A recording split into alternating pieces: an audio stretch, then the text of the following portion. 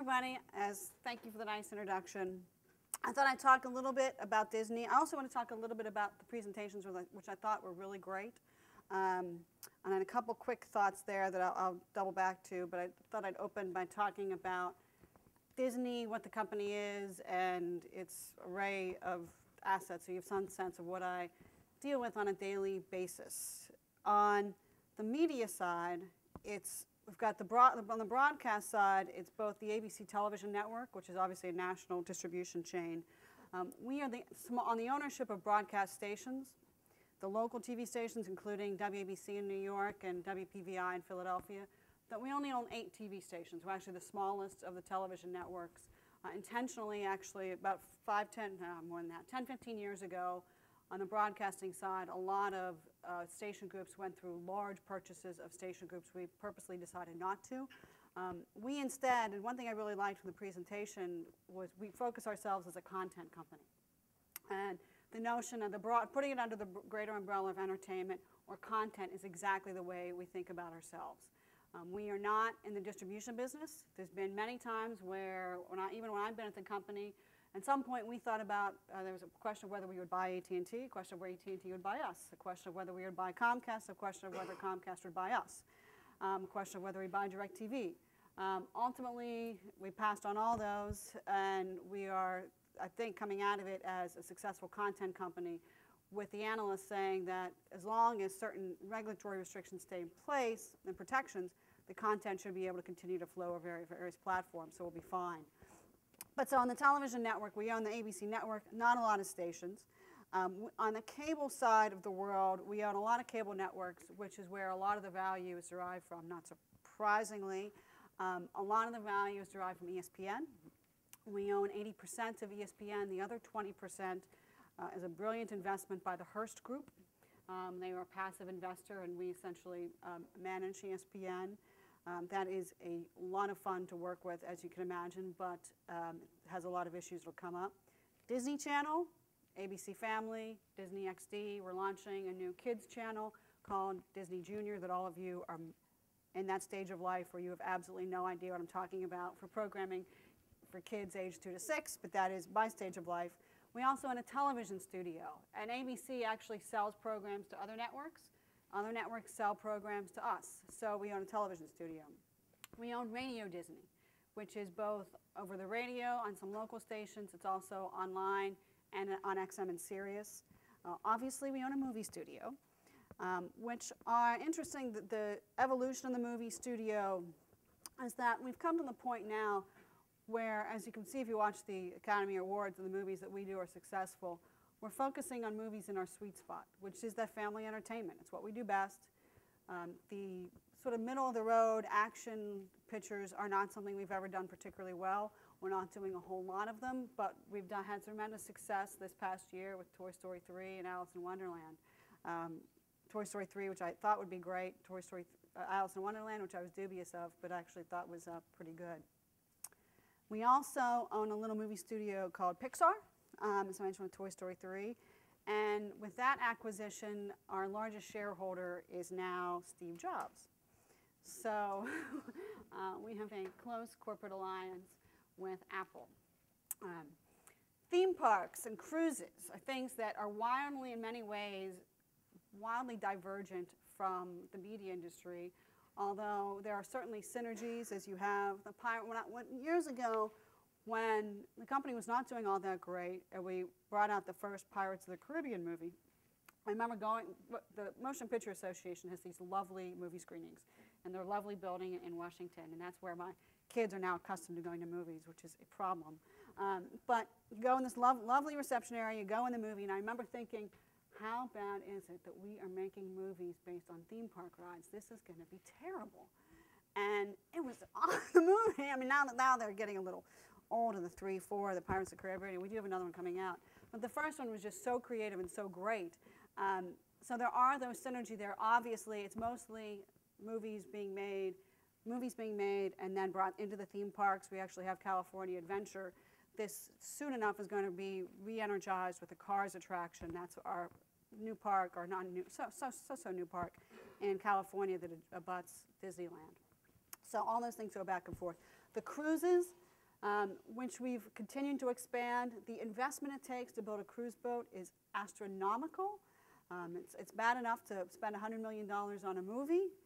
The amount of money it spends to make one of these boats, and it takes years to make them, is unbelievable. But the new one we have just started. It has a water slide where you go into this tube. I don't know if you've seen the commercials, but the tube actually goes out horizontally over the water. So for some point, you're actually over the water 10 stories up in the air, which I'm sure our lawyers check to make sure that's perfectly safe. But the cruise lines, there's all sorts of issues we have to deal with customs and immigration and security, all sorts of stuff. I was going to note, overall, there's a couple things I find or I think have a disproportionate drag or effect on our stock. Like a movie release. A movie release, is it really going, how much does it affect 10% or 1% or 5% of the value of the company? No. But a movie release, wildly successful or not wildly successful, actually moves the stock a significant amount. The performance of the ABC network, the launch of the shows in September, has what I would call a disproportionate effect on our stock value. Right now, our stock value is fairly high for whatever reason. And I think that's in large part because of the way, I will say, I do think, going back to the content point, at least thus far, we've been able to put our content on enough platforms to continue to have it distributed and get some value for it, but not oversaturate the market so as we're losing the ability to control it. The business model, I was going to comment for a minute. 2 points. One is sort of make the wholesale versus retail point, which is the world I deal in. ESPN is a wholesale business. And it sounds a little odd because you watch it on TV and you think you have a direct relationship with ESPN.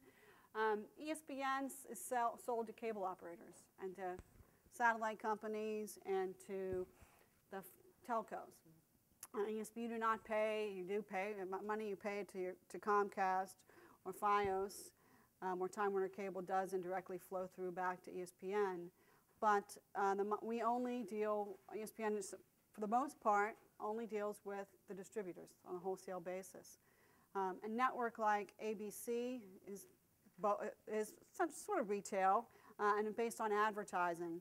The broadcast business, though, is evolving in that, having seen the success on the cable side of the revenue stream grow because of the subscriber fees, broadcasters and the stations themselves have looked for revenue. I'm not sure how many of you in the last year or so followed any of the many Cablevision disputes in New York City over their carriage of WABC and then their carriage of the Fox station there. But these carriage disputes are wildly discussed in Washington, and it's something I'll come back to, which you have these what are essentially private business negotiations where you have any number of parties descending on members of Congress, just asking them to call the other party and come to the table and make a deal or ask for less money. It's a bizarre bank shot. It's a bizarre involvement of the government. It's considered fair game, as everything's considered fair game. At some point, even Cablevision ran an ad in the Washington Post with a picture of the White House saying, "Why aren't you doing anything?" That did not go over well. I would not advise that as a government relations strategy, but those disputes are, as broadcasters, broadcasters are trying to actually get some money directly from the cable companies as well for the carriage of their signals, particularly as the advertising revenues have decreased. As you notice, the ad revenues took a big dip in the last few years because of the economy. They are coming back up. There is an interesting phenomena for broadcast versus cable, which query whether you really realize the difference at this point. But for broadcast advertising revenues, there is a more than linear relationship between the advertising revenues for broadcast and cable. A show with similar ratings on, say, ABC versus ESPN will just garner a higher advertising rate on ABC because it still does have a slightly larger distribution nationally because some people still watch it over the air. Not a lot, but some people still do. So the other question on the business model that's evolving, and you mentioned about, is this question of vertical integration. And the jury's been out on vertical integration and will continue to be out. the AOL Time Warner merger, which happened in 2000, is widely hailed as one of the biggest corporate failures. And friends of mine who were at Time at the time and Time Inc. were sitting there stunned when these people with khakis and blue shirts from AOL came in and took over, shaking their heads. And then for the next year, they watched their stock just decline to very little. Comcast, NBCU, who knows? I will say that that merger is so cabined with regulatory conditions just to get it done that it's going to be hard for them to maneuver to do anything. NBC is a struggling network, and going through a process for when you go through a merger for a year, you can't essentially do anything because you're just sitting there waiting for the government to grant your merger. NBC has just been cutting costs for 2 or 3 years in advance of the merger, and then in the last year. Unclear whether they'll be able to reap the benefits of that vertical integration. We'll see. But the jury is very much still out on that. Let's turn to policy issues for a minute. And there's the old and the new, the traditional FCC issues. As the presentation noted, the FCC is an independent agency. It was founded in something like 1930. The Communications Act dates back to 1934. Its governing statutes are wildly outdated. Talks about communication by wire. It actually was founded, part of its statutes were written way back in the wake of the Titanic when they couldn't have communication about the Titanic. Even the most recent act, which was from 1996, envisioned an internet that's wildly divorced from what we see today. They were envisioning a world where companies would be competing for long-distance competition and local telephone competition. And as everybody knows, you just pick up your cell phone and there's no distinction between local, long distance, or anything and the like. The World Wide Web wasn't really in existence. Things like the cloud, they would just have no possible sense of what was to come. So the FCC is struggling with a statutory mandate that's very narrow, and yet all the real work or all the real issues are occurring in this broadband space or in the broader content space. So on the broadcast station, it's very easy for them. For us, we own some television stations. There's things like indecency that the FCC struggles with time and time again. Not very well, but regardless of what you think television station should air or not air, the government does a terrible job figuring out what that standard is. Right now, ABC is a case dating back to 2003 regarding NYPD Blue, which of course is no longer on the air.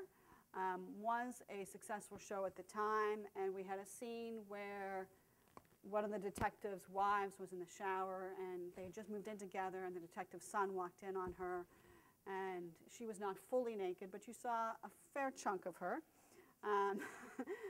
enough to certainly raise some eyebrows.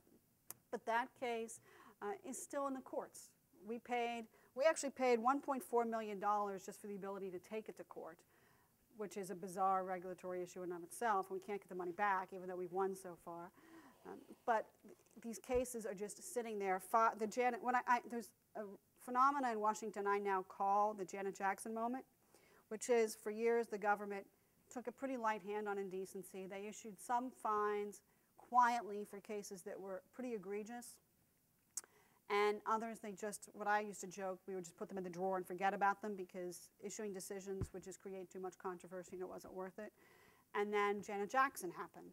And because of that, the FCC felt like they had to confront all these cases that had been pending. And Washington is a city run on anecdotes. I joke about that in the privacy area. Facebook has come close to some Janet Jackson moments, where the Congress is always talking about passing new privacy regulation and privacy statutes. It's a very easy issue for them. It's bipartisan. Who doesn't care about privacy, even though they would have no idea how to write a statute governing the internet. They care about it. And Facebook, every time it launches a new plan where various information is sent to commercial vendors, they have gotten close to that point where they push the government actually doing something. So going to some of the bigger issues, intellectual property. I work for Disney. I don't get paid unless I discuss this. It's evolving. I would say in describing how we protect our content and what we're working with the government to do, it's a very different discussion now than it was 10 years ago, in part because 10 years ago we were criticized rightly or wrongly of not making our content available on any new platforms. I think now that's changed. ABC was the first network to have our shows on the first on the iPad for sure, but on iTunes. We've got our own investment in Hulu. We've got content on YouTube and Netflix, not all of our content, and that'll evolve. But our content is available on a wide array of platforms. What we're essentially asking for the government now is two things. One is sort of on the offensive side, for the offense, help in going after peer-to-peer applications that say when the FCC adopted their net neutrality rules, one of the things we asked them to make clear was that whatever they adopt net neutrality rules they happen to adopt wouldn't affect our ability to go after peer-to-peer downloads. And we have not, the movie industry has intentionally tried to take a different tact than the music industry. We've tried to refrain from suits against individuals.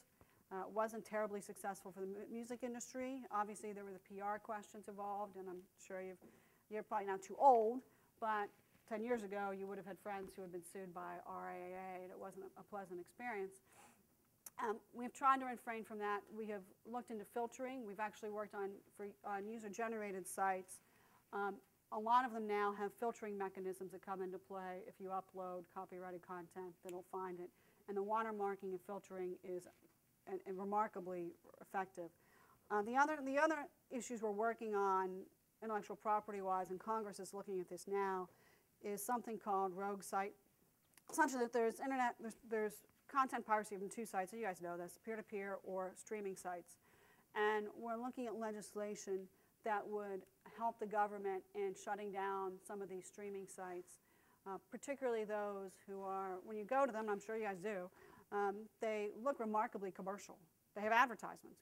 I've done presentations on streaming sites, and the site will be run by some gangster in some Slovakian country in a hotel room. And there'll be an ad for DirecTV on it. And DirecTV has absolutely no desire to have their ad. It's a competitor, first of all, because they actually sell our movies. But the ads on some of these sites, they take credit cards. They look legitimate, and to a lot of people actually seem legitimate. So we're working for the government to try to take down some of those sites. The overall philosophy being at this point, if we could put speed bumps in the road, keep the honest people honest, we are never going to stop smart people who, say, go to the engineering school here from figuring out how to download our movies. And particularly because there will always be someone in some foreign country who will take a webcam into a movie theater and film the movie. 3D has changed that somewhat because 3D is harder to pirate, but, which is a nice part of it. But it's amazing how good the resolution is for if you go, and a lot of the movies you see on these streaming sites are video, they're from a movie theater or peer-to-peer. Somebody goes in, they plug their headset, they take a headset for the hearing assistant, they can plug it right in so they get perfect sound, and they pay off the guy in the booth, and they get a pretty good picture, surprisingly so, and I've seen them even on big TVs. We've got, and it's laughable, it's turning to another policy issue we face with every day and how the government gets involved in our business. We essentially distribute our content via private contracts with Cablevision, with Time Warner Cable, and our overall philosophy at this point is just, we'll make a deal, we'll make the best deal we can, and move on. Over the last year with these disputes, what we've found is any number of our distributors have gone to Congress and created sort of letter-writing campaigns, which is sort of a bizarre thing, letter-writing campaigns to put pressure on us as content producers to sell our content at lower rates. It's a tried and true Washington phenomena. We've seen it in New York. We actually did pretty well. We were not off the air in New York for WABC except for about, I don't know, 20 hours. And we had a huge deal with Time Warner Cable, where Time Warner Cable actually went so far as to put together what they call the American Television Alliance, which is just a group of private companies who want to pay less for content, and to go lobby Congress. So you have, that's one of the, so And even though you think we have a lot of private marketplace negotiations, the government gets involved, at least gets requested to get involved many, many times. Kids, I was going to talk about kids issues because we are Disney, and I joke that my job, I work at on the two worst areas in public policy, which are kids and sports. Because whenever principles you have about how the government should work or not work go completely out the window when someone can't get a sporting event or a child is involved. And not to make light of it, because we usually do, Disney's usually at the front of the pack on kids protection. But it is a challenge. And kids, we've got issues of childhood obesity, which Disney actually, almost 5 years ago now, took the lead on developing our own nutritional standards for where we license food, because we joked, and my CEO joked, I don't want to get called to Congress asking why I'm making kids unhealthy. So we're going to look over all of our businesses, look over them, and make subtle changes. In the parks, when you go to the theme parks and you ask for a kids meal, the default now is you get fruit and juice for the side, or vegetable and milk, or some sort of mixture of that, instead of fries and a soda. You still get fries and a soda, but you have to ask for it. And just that shift in default mechanism has made a big difference. We've changed our licensing. We've done a lot on air, so we've tried to really address that issue on a going forward basis.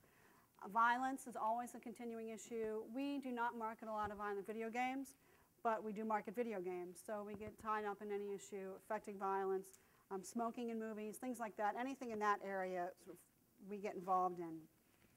And then Homeland Security, trade. China's a big issue. And China for us is particularly a big issue because, as you may or may not know, we're working on a theme park there. But as the report indicated, China only permits about 20 movies to be imported from the US. And that's all the studios. That's everybody. Yet, if you go to China, and you walk down the street, you will see every movie made in the US distributed illegally there for a very cheap price. We're just not able to recoup any of that money that is being made. So China is a very real issue for us. Homeland Security is always out there for us. We've got the theme parks. We've got any number of physical assets out there that, because we are Disney, we are a uniquely American company. And I joke, it's rarely I say I work for Disney, someone doesn't have some opinion about it. It's like Coca-Cola. There are some of those brands that, for better or worse, are viewed as part of American culture, and that is us. It also, that dynamic, and different from some companies who may talk to you during your course, affects a lot of what we do, because there's the rule in Washington, which is followed in the breach in case you read the papers, but you really shouldn't do anything that you wouldn't feel comfortable written about on the cover of the Washington Post. That's the old, when you go to Washington, that's one of the first lessons whoever your mentor is tells you. Whatever decision you make, whatever you tell people, whatever you do, there's all reporters everywhere. Don't do anything that you wouldn't be okay with on the cover of the Washington Post. Disney goes beyond that, because if 20 companies do the same thing, it will be Mickey Mouse who's in the headline. It won't be Viacom or Paramount or CBS, who cares? If Walt Disney does it, then it's bigger news. So I'm going to talk for a few minutes on emerging issues, because I know that's what you guys, how you watch our content and where you see us going. Over-the-top video, which is talked about in the paper, it is a phenomena. I will tell you that it's another thing that has, I think, a disproportionate impact for analysts. Cable cutting, in reality, has not proven to be as much as in height. I think for your generation and your stage of life, it's huge, because you're not going to subscribe to cable anyway. But it is not proving, at least right now, to be terribly significant. We're finding that video viewing, as you can imagine, has increased wildly the last few years. A lot of the viewing on here we're finding is complimentary. Even fans of our hit shows only watch about 8 to 10 episodes out of 16. So it actually allows them to catch up in better ways. What we are doing is trying to figure out how to monetize that content. You may have noticed, I don't know if you use the ABC Media Player, but on the iPad or on your computers, but we have added a few commercial pods to that. I don't think in our focus groups and otherwise, I don't think it's hurt the experience. I think most people would watch a few commercials in order to be able to watch it where and when they want it, and that's a fair trade-off. We've also at times tried to cut in on local affiliate. We've hedged our bets. We are a third owner of Hulu, and we are figuring out where we go in the mobile space. In sports, ESPN jokes that folks will watch sports at the best screen available. So if all you have is your smartphone, that's where you're going to watch the football game you want to watch. But if you're sitting at home and you have a 59-inch TV, it's unlikely you're going to watch it on your smartphone. So it's trying to get the content to the viewer in the best way possible. These are all evolving. 3D is evolving. I would say 3D in the theater is considered to be successful. In-home viewing for 3D, unknown. It was a lot of hype last year. Unclear whether viewers long-term will want the glasses. And it's a different viewing experience because everybody's got to get the glasses. The glasses aren't cheap. They're like $100. And I have 4 kids. They would step on them or throw them or do whatever it is they do with them. So I'm not about to buy $400 worth of glasses. And those are tough issues. Mobile is still very much evolving on video as well. Broadcasters are trying to offer mobile directly. There hasn't been, I think the iPad has sort of taken over mobile video in many ways. The video services, or traditional video services offered for subscriptions by Verizon, otherwise they're out there. But I think a lot of the viewing right now that we're seeing where the spikes are on the apps and Hulu and otherwise on the iPads. So I will pause there. I'm going to talk about a couple things from the reports, which I thought were great with your report, which just 2 quick things, which I really liked, as you can probably tell from my overall philosophy, the focus on content broadly. For us, that also includes video games, because video games, gamers, if they're gaming from 8 to 11 at night, they're not watching TV. So that, and because as you know, more content is actually being delivered through those game consoles. We've got ESPN3 being delivered through the Xbox, so we're also delivering content through the video game consoles. So I really liked that. I also like the notion of trying to distinguish the advertising revenue from subscription revenue and the effect of over-the-top. I think over-the-top is still a long way to go, and I think those business models are all going to evolve. It's interesting as models like traditional broadcasting that haven't had a subscription revenue or trying to get a subscription revenue. Other models, say local cable systems, are trying to develop ways to target ads. They've only had one revenue stream, which is the subscription, so they're actually looking to develop an advertising revenue stream as well. So businesses are trying to leverage their bets by developing 2 revenue streams. And then the FCC, I was going to talk about content of the FCC. The FCC is I like how you notice here, they're trying to deal with the changing times, and I thought that was exactly the right point, because there's a lot of question whether the FCC can keep pace with the technology as it's changing, whether any group of government regulators, regardless of how smart they are, by the time the right rulemaking process is that they issue a notice of proposed rulemaking. Even done quickly, it takes about 6 months to get comments in, and then another few months for them to write an order. On an expedited basis, including the net neutrality order the Commission did in December, it was at least a year or so in coming, not to mention all the stuff before then about a policy statement, which was 5–10 years in the coming before that. So, and as they were drafting it, I think it's fair to say that order doesn't really deal with issues like cloud computing, and which in the next few years is really the big question. It didn't deal with questions like peering, which we're finding is as Netflix is increasing the amount of traffic it's delivering to local broadband providers, there's going to be real conflicts there about whether Netflix needs to pay Comcast or Verizon some money because they're delivering them so much content that's going to burden up, take up a lot of their bandwidth. So these questions, in many ways, the Commission's always going to be a half step behind. So I'll pause there and I'll take questions and go from there. Let me start off. You mentioned, in a way, part of your Yeah. doing things that are going to backfire. You mentioned the ad of the White House. Yeah. How do you manage when you see a change in parties, or now that the Republicans are in control? Yeah. How, in running your shop, keep from being partisan and sort of staying in the middle, or do you balance it out by hiring both Democrats Yeah. and Republicans? We balance it out, and some shops are radically different. Our philosophy is we balance it out. We do have a PAC.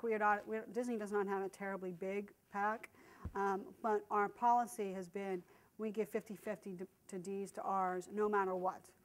And that has not always been easy to maintain, especially a few years back when the R's were particularly exerting some pressure on companies who were doing that. But we've said that that's the only way we'll get our executives to give long term. And it's just, for either party, it's the way it is. Our office, there's a couple things we also do. Our office is divided. We hire a mix of Democrats and Republicans. Having said that, and different offices vary with this, but the folks we have in our office, I would also say, are very substantive. So when we go talk to committee staff or to members of Congress, the people in our office have either worked on the Hill for a decade or a number of years, or are respected enough that they get called on upon across the aisle. That makes, I'm a Democrat, but I talk to any number of Republicans all the time, particularly when they have questions about things and just want to talk things over. That culture of Washington, particularly in the communications area, was for years wildly bipartisan, and in a very good way. The communications committees were very cooperative. Even when Senator Hollings was there, Lord knows when anyone buy anything in the U.S. who was a foreigner, but he was bipartisan within that committee and ran it that way. And the Republican and the House was the same way when Billy Tozan was there, when the 96 Act was passed. They were both very bipartisan. That has unfortunately changed. In the last 5-10 years, the committee structures themselves have gotten more partisan, which is harder to navigate. There are some things that are unavoidable. ABC is perceived, rightly or wrongly, as having a liberal news organization by certain members of Congress. And there is nothing we can do to change that. We have an investigator. We could fire our investigative reporter, but that's not going to happen. And I joke when I've had government officials ask me, can you get ABC News to cover this? And I have said, the last possible way to get ABC News to cover something is for government relations to call them and ask them to do it. Because they will do the exact opposite thing, or they'll investigate it. They are not going to do what we ask. And that's what it should be. A news organization should function as a news organization. But we are perceived as liberal. There's no way to, there are ways to change it. I don't think our news organization is going to do those things. But that just is what it is. Different companies, some companies will play to one party much stronger than another. We are fortunate in that we've got, people perceive Hollywood as being very liberal. And when you look at our corporate giving to members of Congress for political campaigns, it does skew Democratic because it adds up the contributions from the executives.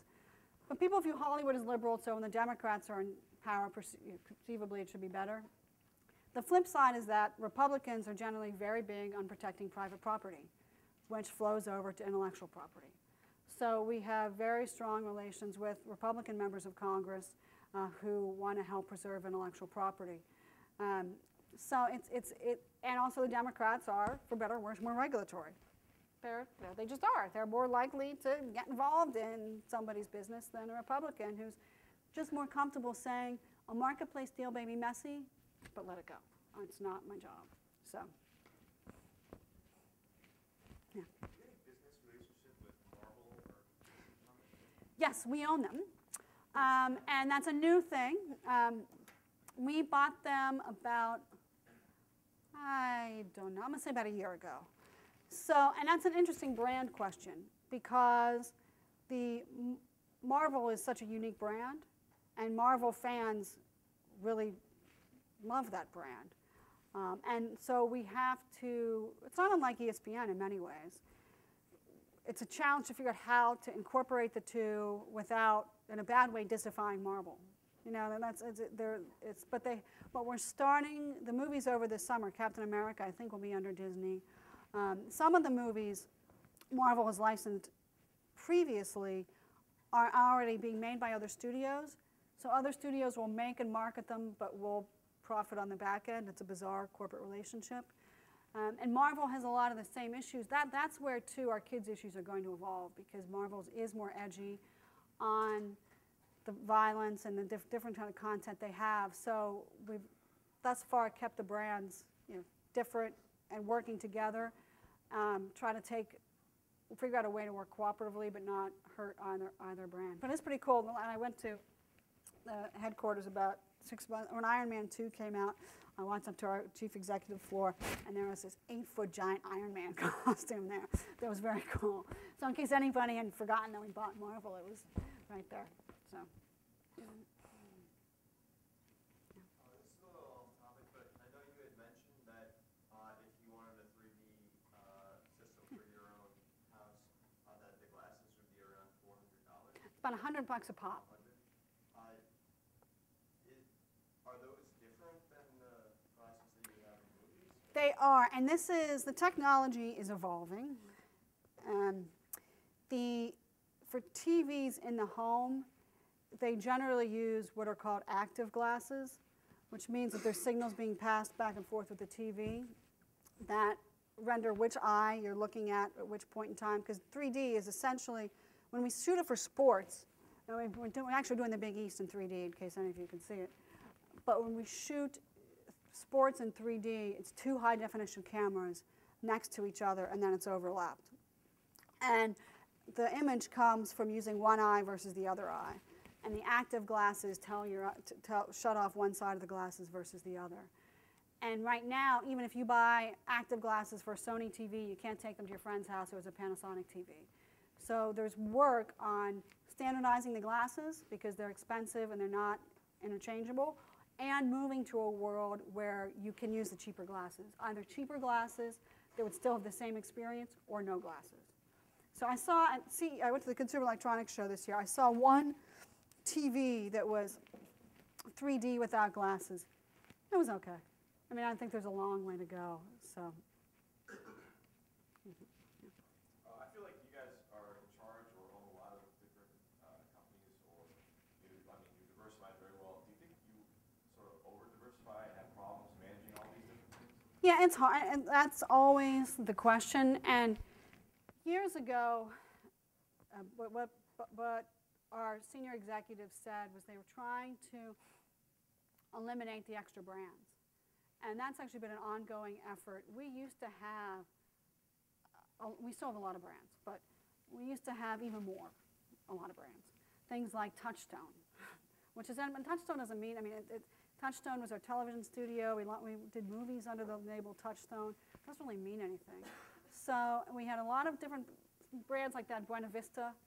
I mean, unless you're 50, you don't really know that Buena Vista relates in some way to Walt Disney.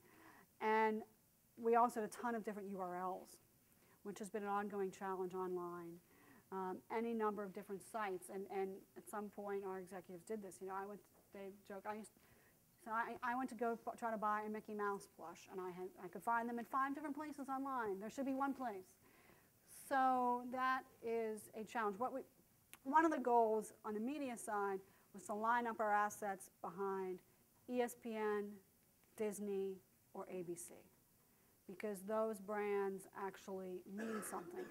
And then there was an ongoing debate whether ABC as a brand really means something, or whether at the end of the day it's just the shows, like Modern Family. Modern Family means something. Lost, that meant something. ABC, it's a tougher question. It is a struggle. It's also, because of the size of the company, it's an ongoing, it's always a challenge to figure out what one entity is doing versus another entity. And particularly in Washington, one example is you never know what's going to come at you. When we launched Ratatouille, some very smart marketing consumer products executive thought it's French, it's great, we'll do a wine line. So we were on the verge of launching this wine line with Ratatouille on the front. And not surprisingly, we got a very quiet call from the FTC essentially to our office saying, "Are you kidding?" I think it was right after Joe Campbell. "You can't market wine with a kid's character on it." And we said, "Okay, can we just have about an hour and we'll call you back?" So we hung up the phone and we called someone and said, "Do you know that we're about to market a bottle of wine with Ratatouille on it?" And we didn't. We have a couple of them in our office because we couldn't sell them. I think they were going to go to Costco because you can imagine how many of these we had sitting around. But we had to throw them all in the trash. So you never quite know what somebody's going to come up with. How significantly did the recession impact your park revenue? Yeah, that's one thing I meant to mention too. It hit bookings quite a lot, and particularly corporate meetings. So a lot of people like doing their corporate meetings in Disney World because they can get people to go and send their families. So our strategy through that time, and you could figure it out if you watch TV, we did not want to, our bookings were down, we did not want to cut the quality of this experience in the parks. So what we did was, that's when we were having a lot of the stay 4 nights, get 3 free, or if you stay an extra night, to try to keep people in the parks or the parks full. And keep the experience so that we could also, for employees, we didn't want to, we didn't want to start laying off employees that would then translate to changes in the service there. So those were a lot of the strategies we employed during that time. As you'll see this year, if you see the ads, there are fewer of the value ads and more of the, this is a once-in-a-lifetime experience. So the bookings right now are back up. We're building a vacation club in Hawaii, which is actually also big. The vacation clubs have been a big success for us. People really like, we go once a year to Disney World. I don't know if we would if I did work there, but people really like the certainty of going to Disney World once a year. And so that's been a growth, but that fell off during the recession as well. With the cruise lines, Disney owns its own island, doesn't it? Castaway Cay. What kind of problems does that? Well, it's very small, but one of the guys who shares space with us runs security. So he's got to go down there every now and again and make sure the island's doing okay, which is a bizarre thing. But thus far, because it's been so quiet, nobody has and it is pretty small. You can essentially bike around it, and we have folks there who are staying there all the time. But it's, hopefully it will never be an issue, but we've got it sitting down there, and that's actually, for the folks who take the cruise, a lot of times it's their best day. Because especially if you've had kids, you feel a little more safe. They can sort of run around, and you're just on a beach in the Caribbean all by yourself. So, that was one.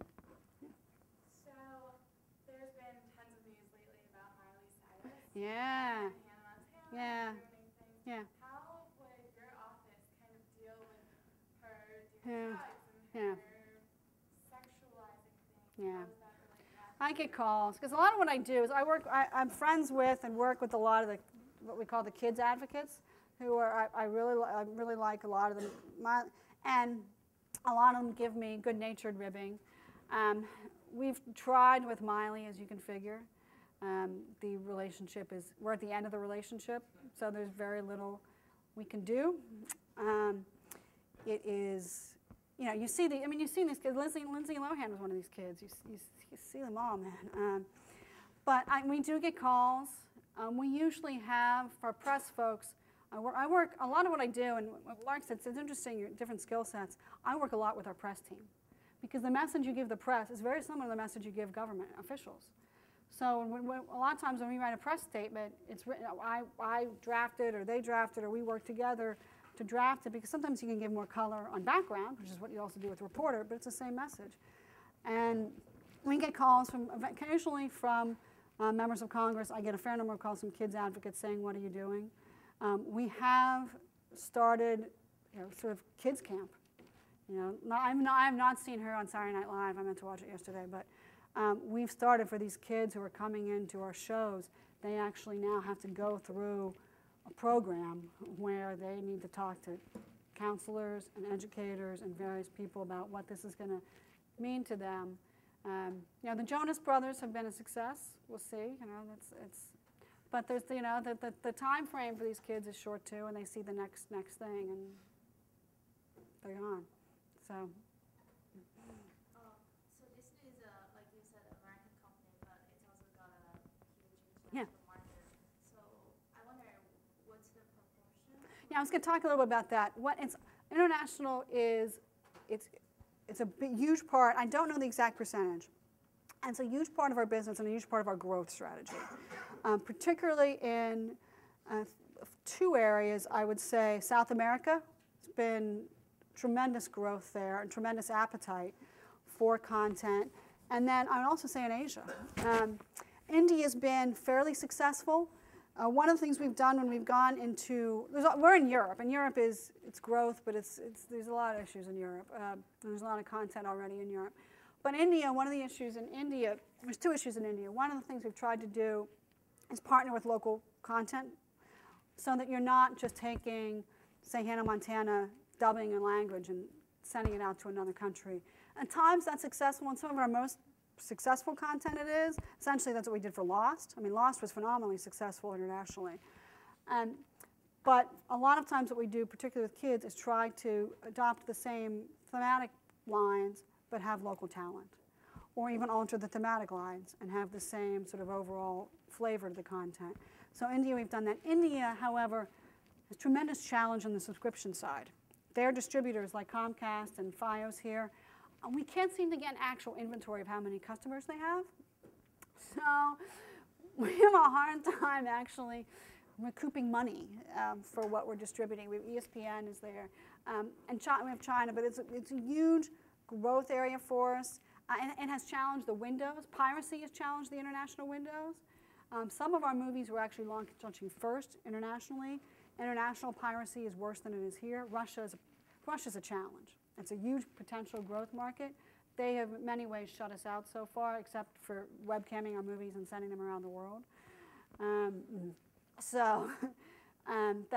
not helpful. But other markets are more helpful and have been more cooperative. But it's a long term, yeah. But then how does your office deal with those? We've got we have people in. We actually now have a government relations executive who's a Chinese national in China. We have someone in Brussels full time.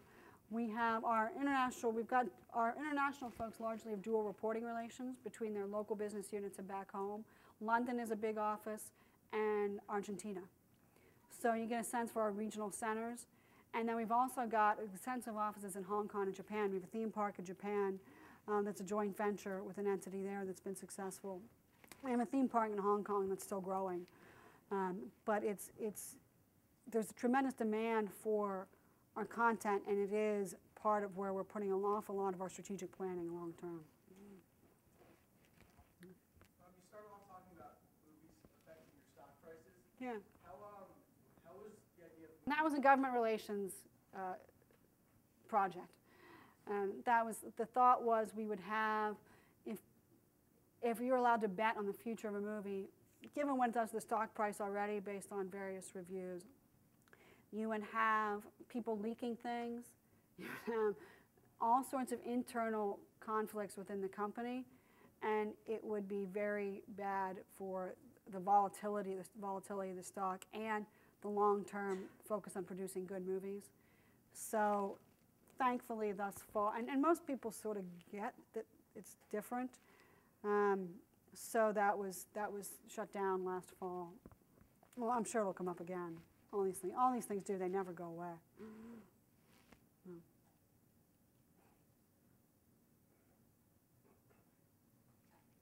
Back to the, One more time. what's Disney's bread and butter? Is it TV? Is it movies? Is it tourism?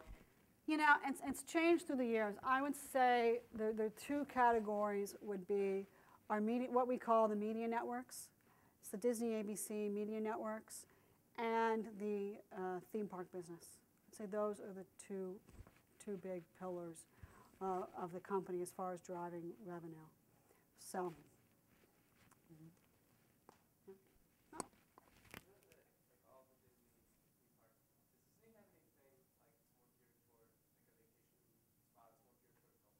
We have talked about that, and this has been the brand question. We have these people in our company who focus on the brand.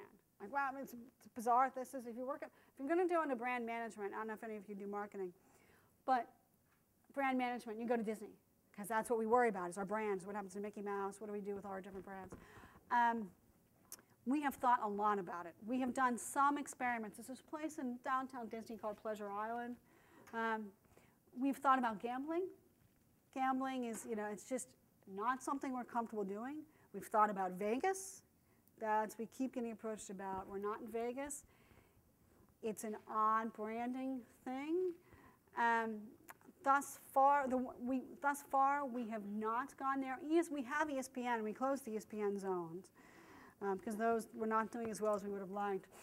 So I would say we've got ESPN, and that's about as strong as it gets there right now.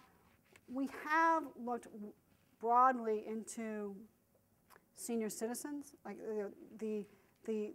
and because in many ways good and bad. And I don't mean the generational parenting. A lot of the people who take their kids to Disney World are grandparents now. And for whether it's economic reasons or parenting. So we've marketed a lot there with, say, AARP, and a lot of them are young grandparents. But the adult-only experiences are not something we've thus far in the hotel world focused on.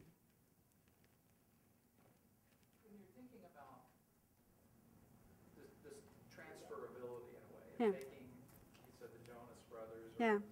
somebody that's popular here or a show, and I mean, how much is it a science? Who's sort of making the decision about, is this something that is going to transfer across cultures? Yeah, very smart people. I mean, I don't know how they do their jobs. I mean, and I say this about a lot of things. Gary Marsh, who is essentially, Gary Marsh and Rick Ross were the talent guys for Disney Channel for years. And Rich now runs our movie studio, and Gary's still at Disney Channel. And they ran the channel, but they were essentially talent guys. Because they're trying, I don't know, you look at all these kids could sing and dance and do all this stuff. I don't know how you're going to pick one that's going to translate. I don't know how you pick a hit TV show. But they have been able to, that's what's been the success of the last 10, 15 years, is picking kids that are able to somehow translate. I don't know how we have this kids show called Phineas and Ferb, which is a little bizarre, and it's different than anything we've done. It's very well done. It's really good. It's really good. And it's the only show I will watch. I really enjoy watching with my kids. We watch Phineas and Ferb. We watch My Family. Those are the two shows we watch as a family. I don't know how they come up with these ideas and who greenlights them. I don't know. It's amazing. You know, one thing I was going to add, too, about stuff you use day to day is I do work a lot with engineers, and I have a technical background, which is helpful. But the one thing, too, I'd also encourage everybody to take is economics. I work a lot with economists. And in the public policy space, if you can't talk about economics, and because every time you go into a congressman to make your point, you have some economic study with you that's really fat and looks really impressive that supports your argument. And economists are like lawyers. They can tell you anything. But you have to have some fundamental understanding of economics in order to translate that. And even in law, economics is such a large part of it that it makes a big difference.